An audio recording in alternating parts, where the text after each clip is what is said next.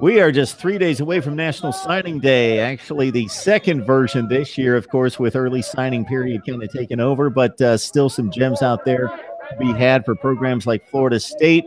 Mark Rogers TV. Please subscribe to my YouTube channel for smart analysis on college football. And, of course, we bring in the best bloggers and broadcasters across the nation, including James Coleman for the first time, former fullback there at Florida State from 2002 to 2005. Scored himself about 7 or 8 touchdowns on the ground for the Noles, doing a nice job there. And now a contributor to Gridiron Now. Also, you can catch him on the co-host for the Sports Den. James, how you doing today? I'm doing good, man. It's a nice, kind of cool day here in Florida. But, you know, that's why we love it here. There's no snow, so I'm happy about that. Yeah, we've got a little snow here in Connecticut, as you can imagine, so don't rub it in too much. But when you say a cool day, what are we looking at there, about 60 or 65? Yeah, it's going to be a high of 61 today, so it's Florida cold. Okay, I'm with you. I've spent quite a bit of time down there, so I know what you're talking about. James is watching his son play soccer, so we appreciate you, James, taking a few minutes out here. We're trying to look at this Florida State class as we head toward National Signing Day. Of course, it was a rough go for the Noles last season at 7-6. Your thoughts about the 2018 class that I see? Let's see, 247 Sports has right now at number 3 in the ACC and right there around the top 15 in the nation. Right. It's been incredible, actually, when you think about it. When Coach Taggart has come, he's kind of lived up to his expectations of being a great recruiter.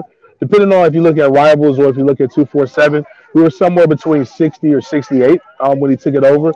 We had a lot of guys decommit, and even before that with Jimbo, kind of rested on his laurels using the name more than actually being able to adapt and getting out and recruiting the top talent. I mean, we saw guys who were 4 or 5-star prospects who everybody wanted who didn't even have offers.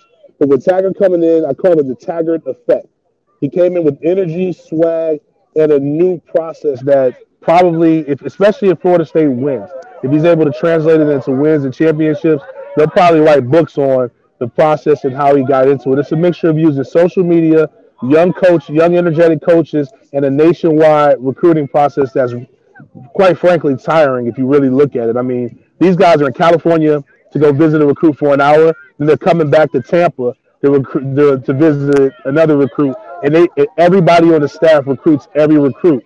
So it's not just this guy is you have a lead recruiter, but it's not like this guy is just responsible for Miami. No, every coach is responsible for Miami.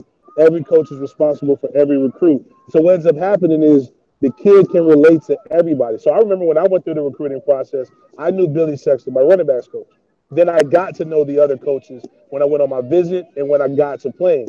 This way, you actually get to know every coach from Florida State before you walk onto campus, which is just a completely different way to look at it. So there's no question why he's able to get it from 60 to a top 15. And I predict if they close the way they should close, you'll probably see Florida State in the top 10, which quite frankly shouldn't happen, considering the early signing period and the limited amount of time that Taggart has had in Florida. Heck, I don't even think he's unpacked his boxes yet. So this is a fascinating take that you've got right there, because James joins us having played at Florida State. He knows both sides of this, so he's covering it now, but he knows the grind that ensues, and from the player perspective, how the pursuit happens. And then Willie Taggart, of course, has to do all that legwork, and time is everything. And if you've got to waste all that time traveling back and forth, you really have to be efficient and be dedicated. And this is a hard work for these assistant coaches, regardless of where you are, but certainly in this situation. Willie Taggart, though, has that groundwork laid in Florida, and that has to be of help to him as well. Well, yes. I mean, him being from Florida, having coached at South Florida for, I want to say, 4 seasons, that definitely helps. But when you're 1 year removed, it's still different. Like, again, he was also at a smaller program. So I will say the advantage that he had is he had to create a system that was able to get him still a 4-star every now and then.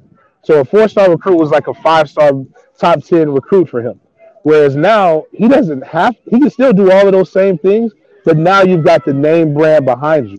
I mean, I have some teammates who are GAs and student assistants over there now at Florida State, and I asked if I could go on a recruiting visit. I wanted to see just what was going on over there, and they told me I couldn't come. They said we don't want everybody to know the secret sauce yet.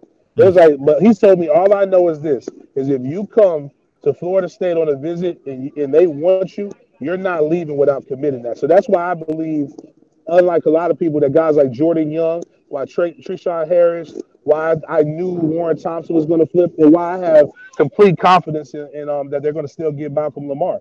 And that's why I think they'll sign a top 10 class.